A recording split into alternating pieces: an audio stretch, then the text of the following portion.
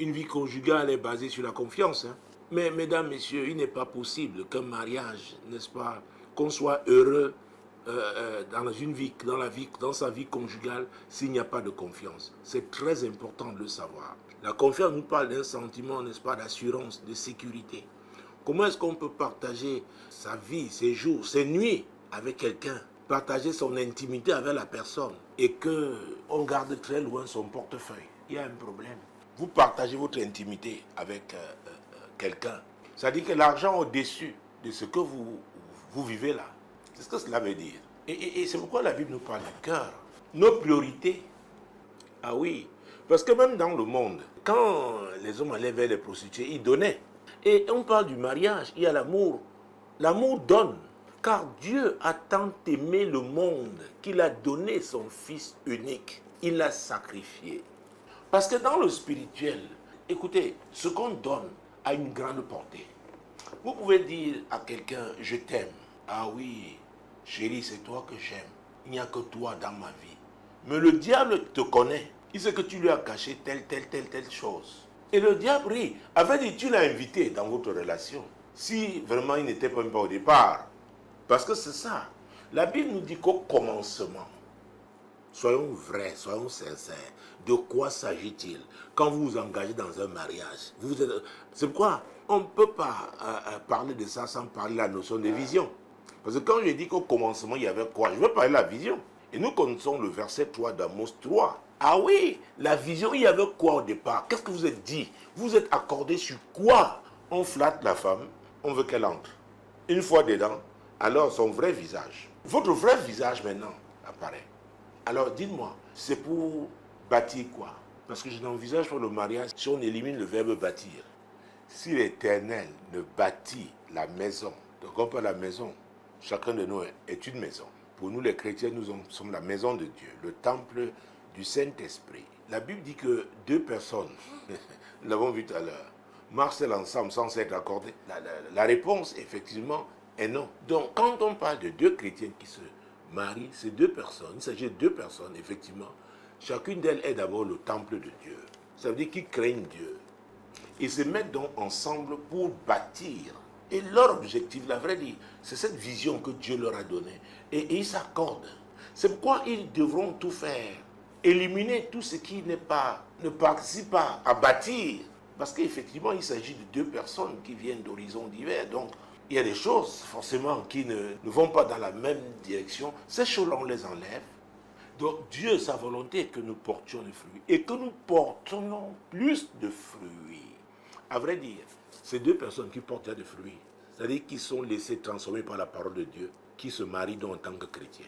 C'est le point de départ. Alors, si vous avez quelqu'un qui ne craint pas Dieu, mais qui veut absolument, et ça je l'ai vu, des gens qui disent, oh, il faut que j'aille dans ces églises-là, les femmes dans l'église-là, elles craignent Dieu. Vraiment comme ça, je suis sûr que j'aurai une femme tranquille. Alors, vous, cette femme qui craignez Dieu, vous acceptez d'épouser un tel homme parce que vous tenez à vous marier. Vous savez, il n'y a pas cet accord-là au départ. Parce qu'il ne craint pas Dieu, il vous fera n'importe quoi. C'est pourquoi il y a des choses, quand elles arrivent, on se pose la question, est-ce que cette personne craint Dieu? Parce que quand vous craignez Dieu, même si c'est dans le secret, vous savez que Dieu est là. N'oubliez pas que Jésus, dans Luc chapitre 12, verset 2, a dit qu'il n'y a rien de caché qui ne doit être découvert. Et rien de secret qui ne doit être connu. Donc il sait tout. C'est pourquoi vraiment on doit se poser la question de savoir, est-ce que ces personnes qui veulent se marier, et en tant que chrétiens, est-ce que vraiment Christ est vivant dans leur vie? C'est le point de départ. Parce que si tu mens à ton mari ou à ta femme, c'est à Christ que tu as menti. Et je pense que quelqu'un qui va mentir à sa femme ou à son mari, mentait déjà à Christ. Il était déjà faux, mais ce n'était pas encore visible. Maman, n'est-ce pas, c'est le Dieu des biens matériels, les richesses de ce monde. Vous vous rappelez l'histoire du jeune homme riche? C'est toujours Jésus qui, oui, pendant son ministère, il voulait aussi, n'est-ce pas, faire partie, devenir un disciple, suivre Jésus, entrer dans le royaume de Dieu, vouloir occuper une place importante, n'est-ce pas, dans le royaume de Dieu. Mais la Bible nous dit qu'il était riche. Jésus l'a regardé. Il lui a dit, fais ci, fais ça. Il dit, non, j'ai déjà fait. Fais encore. Il dit, bon, il te reste une seule chose maintenant. Va, vends tes biens et donne-les aux pauvres. La Bible dit qu'il fut triste.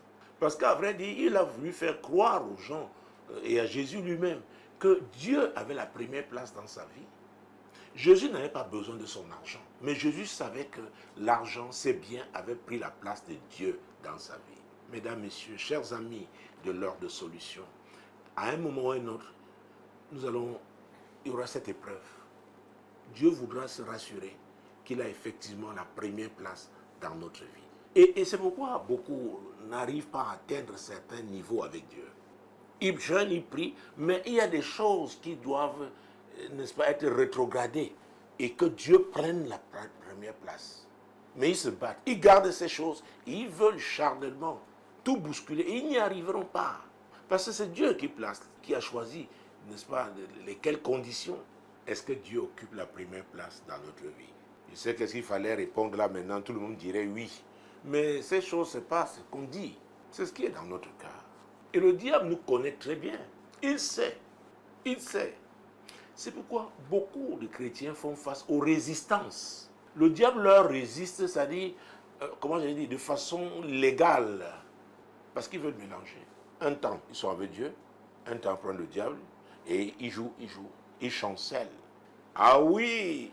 La question de savoir maintenant, est-ce que tu chancelles? La Bible dit dans le livre de Daniel que ceux qui connaîtront leur Dieu agiront avec fermeté. Tu veux savoir comment t'en sortir? Écoutez, à chaque fois qu'on veut bien s'en sortir, il faut que tu donnes la première place à Dieu. Même si on vous humilie, même si on se moque de vous, même si on vous méprise, écoutez-moi, avec Dieu, c'est lui qui a dit mieux vaut la fin d'une chose que son commencement. Et quand on est avec lui, on finit glorieusement.